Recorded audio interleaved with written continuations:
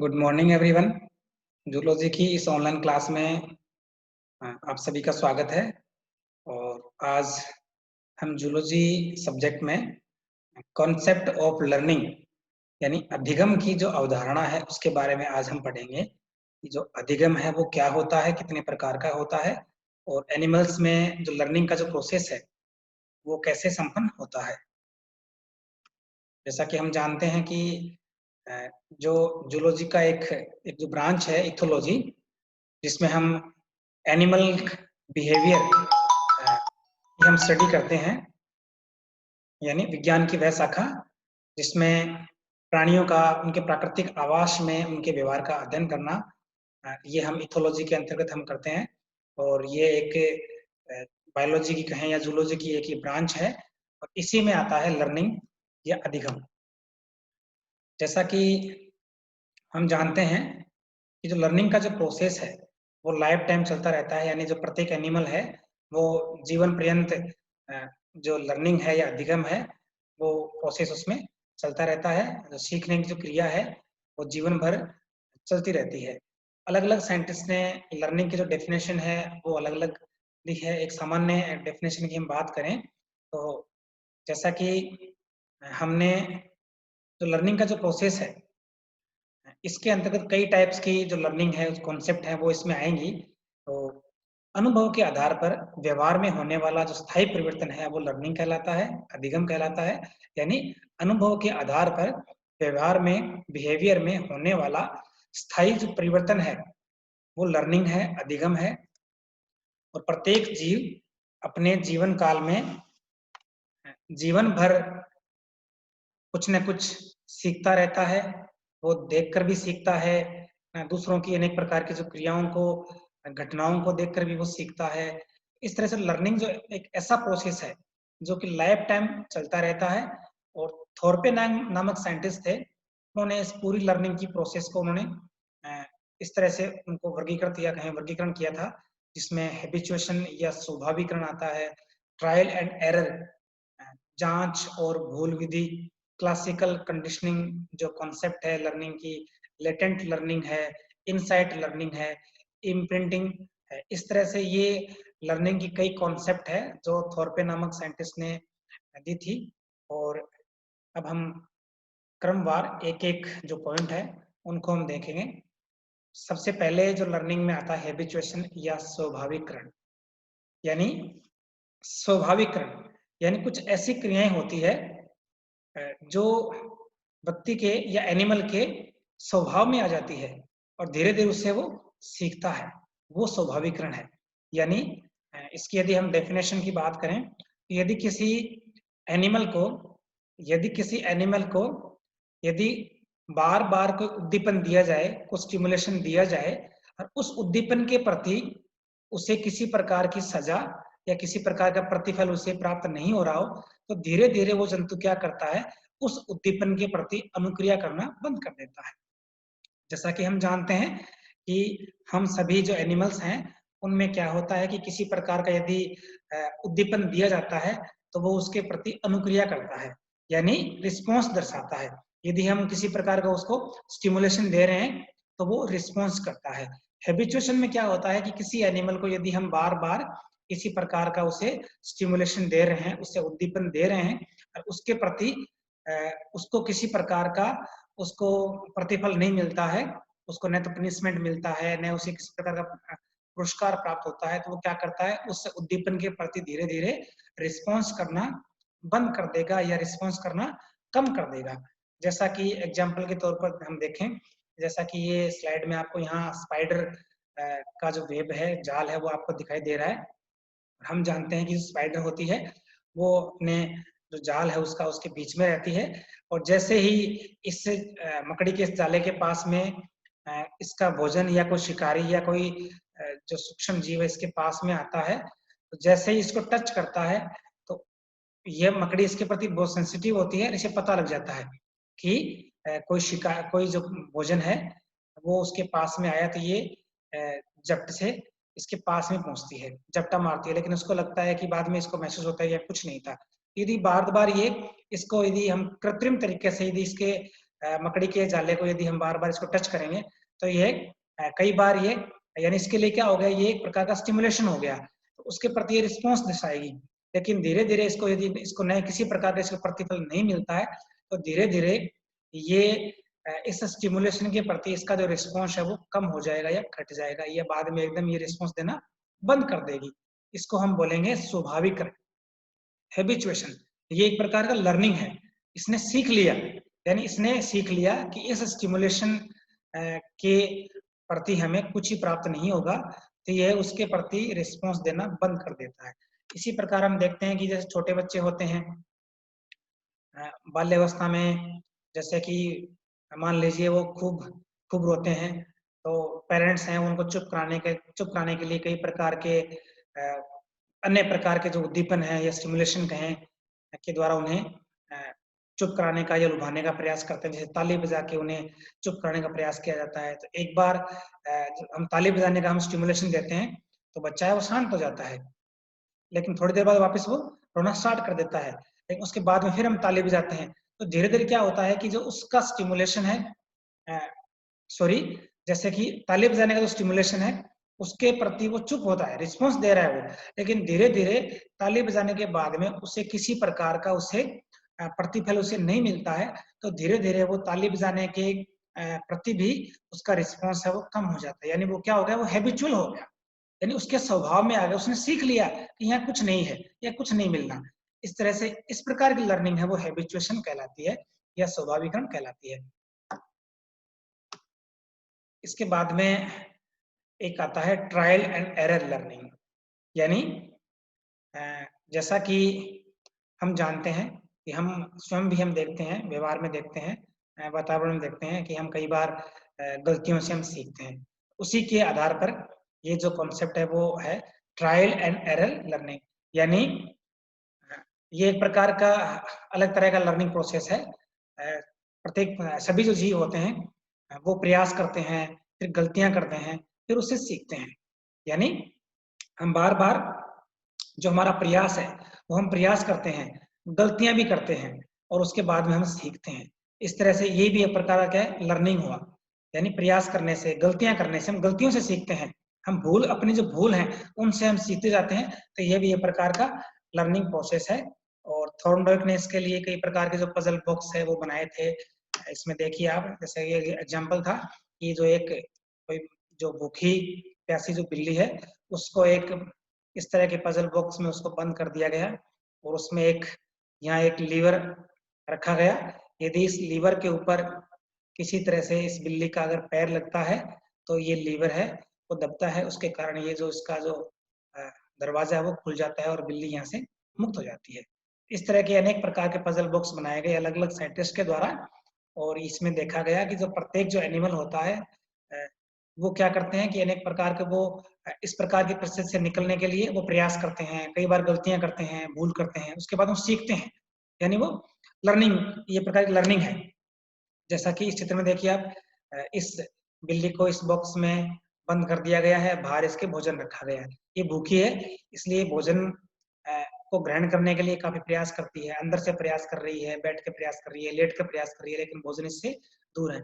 इस प्रकार प्रयास करने से क्या होता है, जाने-अनजाने में इससे इसके भीतर जो दबा हुआ जो लीवर है, वो इससे दब जाता है, जिससे कि ये जो गेट है वो खुल जाता है और गेट खुलते ही ये बिल्ली बाहर आ जाती है, वो भोजन ग्रहण करती है।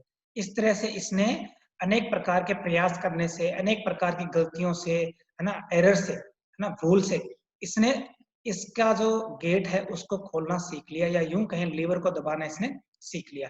इसके बाद में यदि इसको इस बॉक्स के भीतर इसको बंद किया जाए, तो ये झट से इस लीवर को दबाती है और ये बाहर निकल जाती है। इस प्रकार की जो लर्निंग है, वो ट्रायल एंड एरर लर्निंग कहलाती है। इसमें देखिए आप, जैसा कि इसके भीतर बिल्ली को बंद कर दिया गया है और ये यहाँ लीवर है, ये यहाँ डोर लगा हुआ है, बाहर यहाँ भोजन रखा हुआ है और ये कई बार प्रयास करती है, गलतियाँ करती है, उसके बाद में इसको ये दबाना सीख जाती है कि इसको दबाने से या इसको खींचने से ये दरवाज़ा खुल जाता है और ये बाहर इसको भोजन है वो मिल जाता है।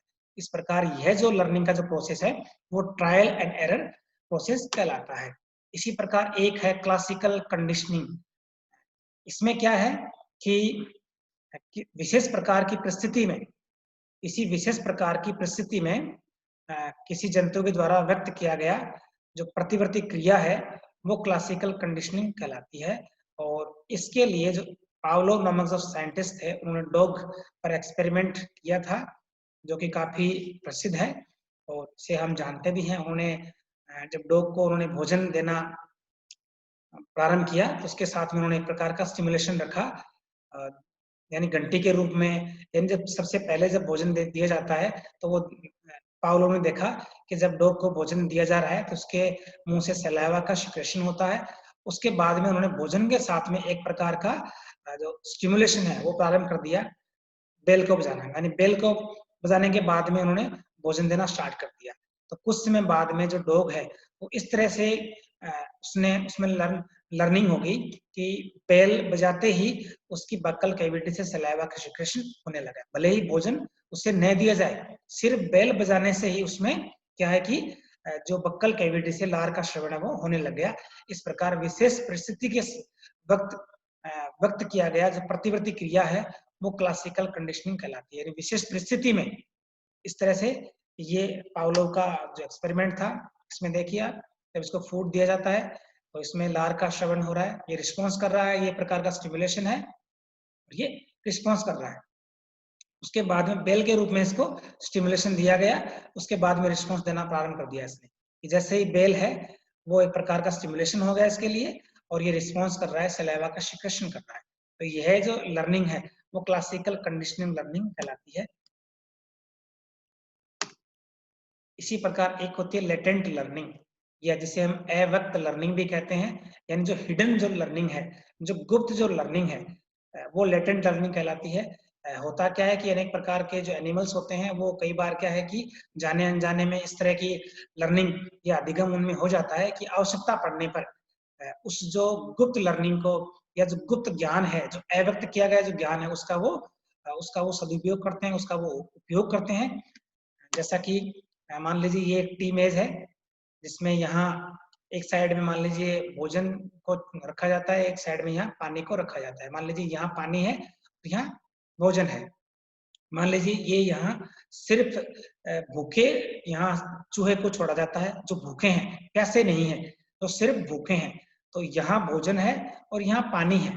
तो जब भूखे चूहों को यहाँ से छोड़ा जाता है तो ये पूरी मेज पे घूम लेते हैं, वो देखते हैं कि यहाँ इधर भी जाते हैं और इधर भी जाते हैं और यहाँ इनको भोजन मिल जाता है, उस भोजन को ग्रहण करके अपनी भूख को मिटा लेते हैं। कुछ समय बाद में इन्हीं चूहों को प्यासी अवस्था में छोड़ा जाता है, यानी अब वे भूखे नहीं है, सिर्फ प्यासे हैं। तो ये यहाँ इस टी मेज पे सीधे जाने के बाद में सीधे ये इधर जाएंगे क्योंकि यहाँ पानी रखा हुआ है। और यह जो लर्निंग है, लेटेंट लर्निंग है, इन्होंने पहले ही सीख लिया था। जब इन्हें भूखे अवस्था में छोड़ा गया था तो ये इधर भी गए थे, इन्होंने देख लिया यहाँ पानी है और इधर देख लिया कि यहाँ भोजन है, लेकिन ये सिर्फ भूखे थे, भोजन का ग्रहण कर लिया।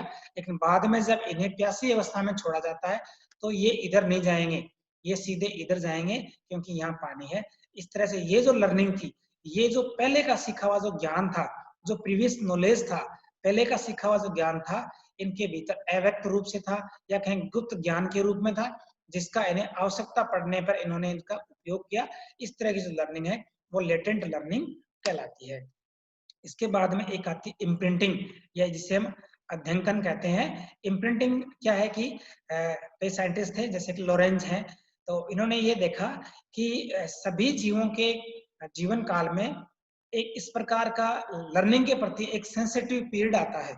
यानी एनिमल्स में क्या होता है कि अपने लाइफ टाइम में लर्निंग के लिए या कहीं सीखने के लिए, अधिगम के लिए, जब अधिगम सबसे ज्यादा होता है तो एक सेंसिटिव पीरियड होता है, एक संवेदनशील काल आता है, उसमें सर्वाधिक लर्निंग होती है, सर्वाधिक अधिगम होता है।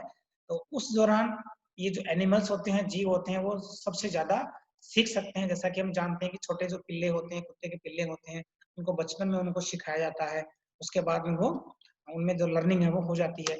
इसी प्रकार जो बतख के जो बच्चे होते हैं, बतख के बच्चों में क्या होता है कि जन्म लेने के बाद में वो उन्हें जो गतिमान वस्तु दिखती है उसका वो पीछा करते हैं। यानी बतख के जो बच्चे होते हैं उन बच्चों को सबसे पहले जो भी गतिमान जो भी गतिशील वस्तु या गतिशील एनिमल को दिखाई देता है वो उसका पीछा करते हैं। और नेचुरली तो क्या होता है कि इनके पेरेंट्स ही होते हैं जो इनको सबसे पहले दिखाई देते हैं, तो पेरेंट्स का पीछा करते हैं, जैसा कि चित्र में देखिए आप, है ना।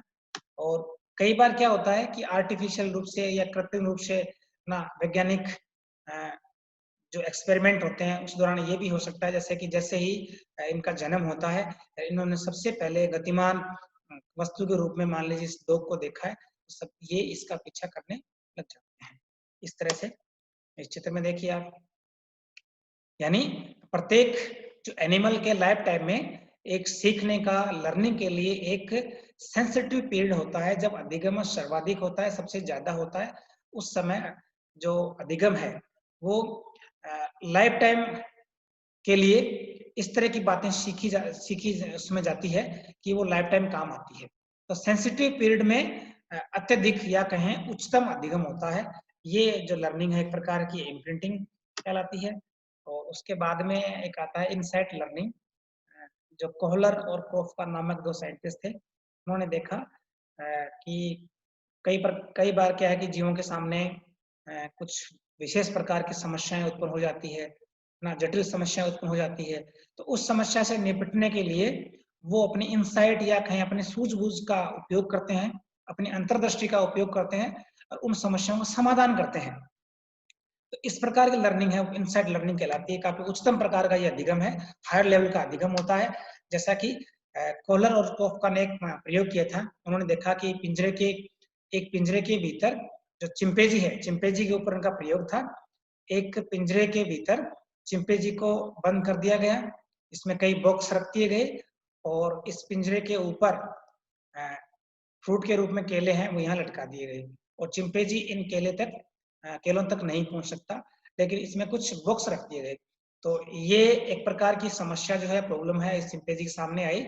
और फिर इस चिंपैंजी ने अपनी अंतर्दृष्टि कहें या अपनी सूझबूझ कहें, अपनी बुद्धि का इस्तेमाल ये करता है और जो बॉक्स पड़े हैं उन बॉक्स को उठाकर एक के ऊपर एक बॉक्स को इस तरह से रखता है और उसके बाद में इस बॉक्स के ऊपर खड़ा होकर फ्रूट्स तक, केलों तक पहुंचता है, उनको ग्रहण करके वो भोजन है वो ग्रहण करता है। इस प्रकार की जो लर्निंग है वो इनसाइट लर्निंग कहलाती है। यानी विपरीत परिस्थितियों में जो एनिमल्स होते हैं उसका सामना करते हैं और अपनी जो सूझबूझ है, अपनी बुद्धि है, उसका इस्तेमाल करके उससे निपटने का प्रयास करते हैं। देखिए आप किस तरह से चिंपैंजी ने बॉक्स को उठाता है, एक के ऊपर एक को रखता है और ऊपर जो पिंजरे के ऊपर जो केले लगे हुए हैं उनको वो तोड़कर उनको ग्रहण करता है। इसी प्रकार जो चिंपैंजी है ये चींटियों को भी खाते हैं। तो इनको एक इसी प्रकार की इनको एक स्टिक दी जाती है, तो ये जो स्टिक होती है उस स्टिक को चींटियों के जो बिल होते हैं उसमें डालकर और जो चींटियां उनके चिपक जाती है, उनका ये इस तरह से ये स्टिक का उपयोग करके या यूं कहें अपने सूझबूझ का ये इस्तेमाल करते हैं और जो अपने सामने आने वाले जो समस्याएं हैं या जो उनके सामने जो कंडीशन क्रिएट होती है उसका ये सामना करते हैं और परिणाम स्वरूप इनको प्रतिफल के रूप में जो इनके फेवर की जो कंडीशन होती है या यूं कहें भोजन को ये प्राप्त कर लेते हैं। इस तरह से जो ये एक प्रकार का हायर या उच्चतम प्रकार का ये प्रकार का अधिगम है, हायर लेवल का ये अधिगम है। इस तरह से आज की इस ऑनलाइन क्लास में हमने देखा कि लर्निंग क्या होती है और लर्निंग कितने प्रकार की होती है। जैसा कि मैंने अभी आपको बताया कि अनुभव के आधार पर व्यवहार में होने वाला परिवर्तन अधिगम कहलाता है, जो कि स्थायी होता है। और लाइफ टाइम है, जो एनिमल है वो सीखते रहते हैं। और लर्निंग को हम कई भागों में, कई प्रकार से इसको इसे बांट सकते हैं, जैसे कि हैबिचुएशन है, ट्रायल एंड एरर है, क्लासिकल कंडीशनिंग है, लेटेंट लर्निंग है, इनसाइट लर्निंग है, इम्प्रिंटिंग है। इस तरह से ये लर्निंग की अलग अलग कॉन्सेप्ट हैं